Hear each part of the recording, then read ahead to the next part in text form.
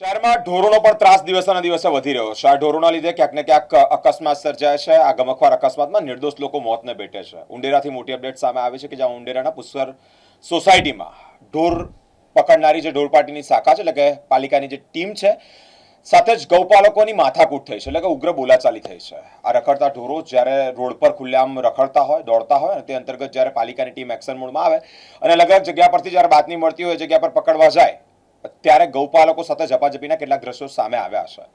આ કોર્પોરેશનના અધિકારી સાથે ગૌપાલકે માથાકૂટ પણ કરી છે, એટલે કે રિકઝિક પણ કરી છે. રિકઝિક કરતાની સાથે જ આક્ષેપ કરવામાં આવી રહ્યા છે કે બે વ્યક્તિઓને ત્યાં બોલાવ્યા, ઉગ્ર બોલાચાલી બાદ માથાકૂટ અને ત્યારબાદ માહોલ ગરમાયો.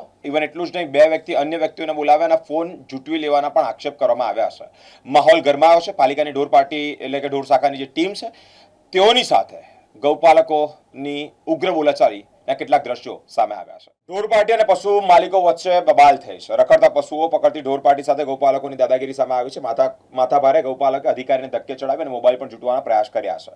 સુપરવાઇઝર ભાનુ પ્રતાપસિંહ અને ગાય અમારી છે, તેને છોડી દો તેમ કહીને ઝપાઝપી કરી છે. કનુ રબારીએ સુપરવાઇઝરની ફેટ પકડી અને ઝઘડો પણ કર્યો છે. અક્ષય અને રાહુલ નામના બે વ્યક્તિઓને બોલાવ્યા. રાહુલે હાથમાં પથ્થર લઈ હુમલો કરવાનો પણ પ્રયત્ન કર્યો છે. જવાહરનગર પોલીસે કનુભાઈ રાજુભાઈ રબારી અને અક્ષય તેમજ રાહુલ સામે ગુનો નોંધી અને વધુ તપાસ હાથ ધરી છે.